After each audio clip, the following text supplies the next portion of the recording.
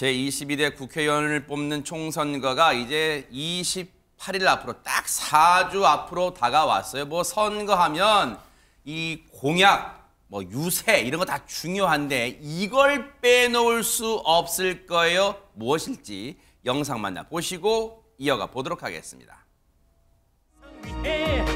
국민의힘 달려간다. 너나 하나 나 국민의힘 든든한 일꾼. 나나 너나 국민의힘 함께 가보자.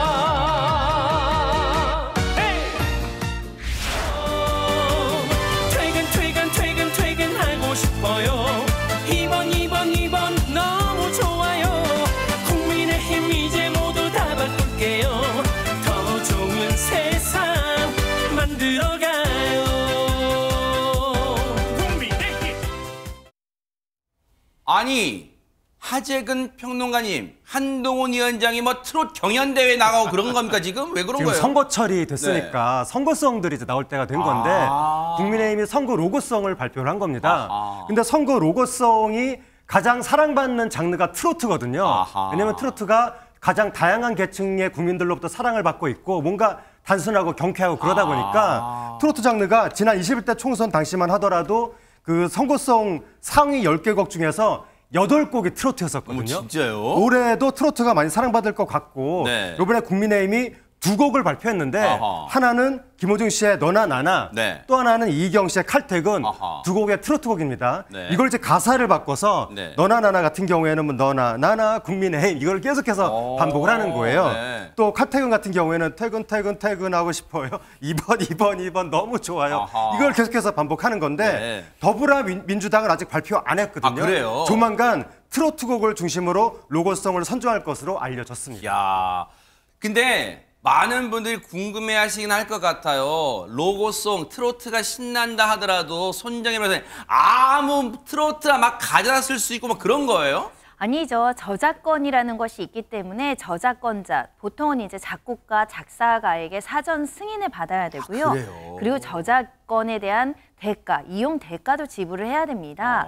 그러다 보니까 선거 로고송 사용 신청 절차라는 게 있고요. 여기 심사를 거쳐 음악 사용료를 지불해야 합니다.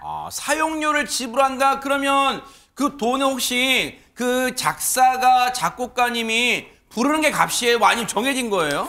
일반적으로는 사실은 저작권자가 자유롭게 그 금액을 설정할 수 있지만 지금 관례적으로는 대통령 선거는 곡당 200만 원, 그리고 강력단체장 선거 100만 원, 그리고 국회의원 선거 50만 원으로 알려지고 있는데 또 저작권료는 요 정도 수준이라고 하더라도 저작 인격권이라는 게 있습니다. 개사하고 편집할 때 저작권자의 인격권을 침해하면 안 되고 2차적 저작물을 작성하는 부분에 대해 별도로 승인을 받는 절차가 있을 수도 있어서 딱 정해진 금액은 아닙니다. 그렇군요. 이제 또 탄력적으로 운영될 수 있는데 대부분 이런 금액이랍니다. 그런데 지금 이제 국민의힘의 로고송만 들려드리니까 왜 민주당은 그러신 분 많으실 거예요. 앞서 말씀드렸지만 아직 민주당은 로고송을 발표하지 않았어요. 저희가 로고송 민주당도 발표되면 들려드릴게요. 그런데 이렇게 활기차게 로고송도 발표하고 하면서 국민의힘이 이제 선거 분위기를 띄우려고 하는데 당내에서 지금 이런 일이 벌어졌다고 합니다. 영상 보시고 이어가 보도록 하겠습니다. 16% 차이 나던 것이 거의 차이가 없어졌다. 이런 여론조사는 그러니까 하루 이틀 만에 재조사를 한 겁니다. 그래서 제가 여론조사 전문가들한테도 다 지금 물어보고 왔는데 이런 일은 거의 일어나기 불가능하다. 때문에 한동훈 비대위원장께서는 우리 경선 과정의 투명성을 보장하는 차원에서라도 내일 당장 원 데이터를 하태경 후보 측에 공개해 주셨으면 감사하겠습니다. 김묘성 기자님, 지금 하태경 의원이 왜 얼굴의 표정에 뭔가 불만이 가득 찬 그런 표정인 거예요? 네, 하태경 국민의힘 의원 사실 자신의 지역구까지 포기를 하면서 당을 위해서 대의를 위해서 나 자신을 포기하겠다라고까지 자평을 해왔었기 때문에 지금 이 결과가 받아들여지기는 좀 어려운 모양새인 것 같습니다. 지금 서울 중구, 성동구, 을 경선에서요. 이혜훈 후보가 그 결선까지 간 끝에 패배를 했는데 그래요? 이 하태경 의원의 분석은 그렇습니다. 앞에 표도 들고 나와서 직접 기자회견을 했잖아요. 일단 3자 구도로 이루어진 1차 경선을 한번 보겠습니다. 네. 이때 결과가 이랬습니다. 하태경 후보가 46.01%, 이혜훈 후보가 29.71%, 그리고 이영 후보가 25.9% 나왔거든요. 그런데 이젠 1위인 하태경 후보가 과반이 넘지 않았기 때문에 결선 투표로 이어졌습니다. 결선을 치러봤더니 결과가 이렇게 나왔습니다. 하태경 후보가 50.87%, 이혜훈 후보가 49.13%가 나온 거예요. 그러니까 그 3자 경선에서 있었던 이영 후보의 표를 지금 이혜훈 후보가 다 흡수한 건가? 라고 분석이 가능할 법도 한데 여기에서 또 이혜훈 의원이 여성 가산점 5%를 받게 되거든요. 그래서 하태경 후보를 이기는 역전승을 거뒀던 겁니다. 하태경 후보는요, 이 여론조사 사실 1차 때는 자신과 이혜훈 후보가 거의 16%포인트 정도 났기 때문에 이게 좁혀지기는 어려웠을 텐데 단 하루 만에 다시 한 2차 여론조사에서 차이가 확 없어졌다는 거예요. 이거는 여론조사의 원데이터를 공개해야 된다라고 지금 한동훈 비대위원장에게 요구를 하고 있는 상황입니다. 일단 3명이 맞붙은 여론조사와 결선 여론조사, 단둘이 맞붙은 결선 여론조사의 수치만 놓고 보면 하재근 평론가님, 뭔가 하태경 의원이 억울하고 분하고 뭔가 뭐가 있는 것 같고 막 그런 생각이 들긴 할 것 같아요. 하태경 의원 입장에서는 본인이 분명히 이겼다는 결과가 1차에서는 나온 건데 2차에서 갑자기 그 이혜훈 후보 지지율이 거의 20%포인트가 폭등을 했으니까 거기에 대해서 너무나 지금 아깝게 느끼면서 일단 믿을 수가 없다고 하는 거예요. 그러면서 원데이터 공개를 요구한다라고 하면서 저는 당에서 공정하게 여론조사를 했을 것이라고 믿는다. 하지만 수학적으로 너무 믿기 힘든 결과가 나왔다. 무슨 오류가 있는 거 아니냐라고 하면서 저도 이과고 수학을 알기 때문에 1차에서 46대 29 나왔고 바로 다음 날 여론조사를 진행했기 때문에 같은 패턴이라고 생각했다. 상대가 너무 많이 올랐다. 그렇게 의혹을 제기했습니다. 지금 이제 이 여론조사 결과를 믿기 어렵다는 말을 하면서 앞에 붙인 게 본인이 이과 출신인가 봐요. 이과하고 수학도 잘 알기 때문에 이거는 나올 수가 없다. 하루 만에 어떻게 이런 결과가 나오냐? 지금 그런 얘기를 하는 것 같아요. 그런데 이에 대해서 이번에 극적으로 이긴 이혜훈 후보는 이런 말을 해줬답니다. 한번 들어보시고 이어가 보도록 하겠습니다. 사회과학을 좀 더 배우셔야 된다는 생각을 했어요. 그 너무나 당연한 게 눈에 보이는 게 그렇게 자명한 게 왜 눈에 안 보이실까? 왜냐하면 이제 하태경 의원은 늘 대통령을 공격하시고 대통령을 지지하는 사람들 입장에서는 표가 가기가 어려운 후보예요. 책임당원들은 우리 하태경 후보를 극도로 싫어하거든요. 하하. 이게 보세요.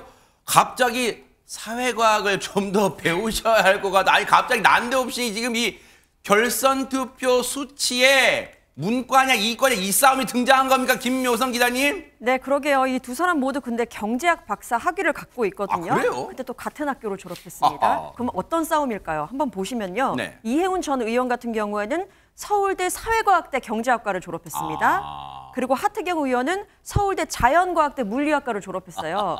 그러다 보니까 이거 S대에 그 사회과학대와 자연과학대의 싸움 아니야? 라면서 우스갯소리까지 나오고 있는 상황입니다. 네. 일단 근데 이제 하태경 의원을 포함해서 이번 공천 과정에서 여야 할 것 없어요. 낙천되는 분들은 사실 백성문 변호사님 그럴 수 있잖아요. 내가 이 4년 동안 이날만을 다시 공천받을 이날만을 그리고 특히 하태경 의원 같은 경우는 저 부산을 버리고 나름 아무 연고도 없는 서울로 왔는데 내가 이렇게 떨어져? 지금 믿기 어려운 상황일 수 있을 것 같아요. 하태경 의원 입장에서는 굉장히 허탈할 수밖에 없는 상황이죠. 지금 말씀하셨던 것처럼 부산 해운대가 어쨌건 본인이 거기 삼선한 곳을 버리고 수도권 험지 출마하겠다 해서 그 당시에 굉장히 당 내에서도 호평을 받았었습니다. 근데 그 이후에 기억할지 모르겠지만 종로를 출마한다 그래서 아니 거기는 국민의힘 의원이 현직인데 거기가 무슨 험지야. 이러면서 하태경 의원이 좀 머쓱해진 상황이 됐었어요. 그러다가 이번에 이제 다시 지목을 한 곳이 지금 바로 이곳 중구 성동을인데 네. 이곳이 지금 현역 더불어민주당의 박성준 의원이 현역 의원이긴 하지만 그렇죠. 네. 이곳은 국민의힘이 충분히 해볼 만하다라는 얘기가 많은 지역구입니다. 그러다 보니까 이곳에 3명이나 몰렸던 거예요. 뭐 이혜원 전 의원도 마찬가지고 이영 또 장관도 그렇고 하태경 의원까지 여기 모이게 된 건데 이제 사실 하태경 의원 입장에서는 본인이 험지를 출마한다고 본인 조건을 버리고 나서 지금 총선을 못 나가게 될 상황이 되버린 상황 아니겠습니까? 아마 하태경 의원은 본인의 승리를 굉장히 자신했던 것 같은데 이 결론적으로 제가 하나 말씀드리면 이 원 데이터를 전부 공개하기는 어려울 것 같습니다. 만약 이걸 공개하기 시작하면 모든 경선지에서 아마 다 공개해야 될 거예요. 너도 나도 다 공개하라 할 것 같다. 나도 공개해줘. 나도 볼게. 그러다가 이제 예를 들어서 좀 애매한 부분에서 그걸 문제 제기하고 나서기 시작하면 공선의 공정성 문제가 또 흐트러질 수도 있어요. 그러니까 물론 하태경 의원 입장에서 뭐 하태경 의원이 지금 이걸 불복하겠다 이런 입장을 밝힌 건 아닙니다만 하태경 의원 입장에서 사실 믿기 힘든 정도의 수준의 결과죠. 네. 근데 또 어쨌건 아까 이혜원 의원 얘기처럼 지금 아까 문과냐 이과냐 얘기가 나왔던 것도 하태경 의원이 굳이 표현을 하자면 친윤 쪽은 아니라는 평가가 많이 있지 않습니까? 그러니까 아마 뭐 이영 장관에 관련된 이제 그 표가 이혜원 후보에게 좀 더 많이 쏠리면서 이런 결과가 나온 것이 아닌가. 사실 하태경 이제 의원 입장에서는 후회라기보다는 굉장히 좀 스스로 굉장히 힘들고 좀 당혹스러울 것 같긴 합니다. 그러니까요. 지금 이런 상황을 아무도 특히 본인도 예측 못했을 것 같아요. 지금 국민의힘에서는 이른바 공천 과정에서 탈락한 사람 때문에 시끌시끌한데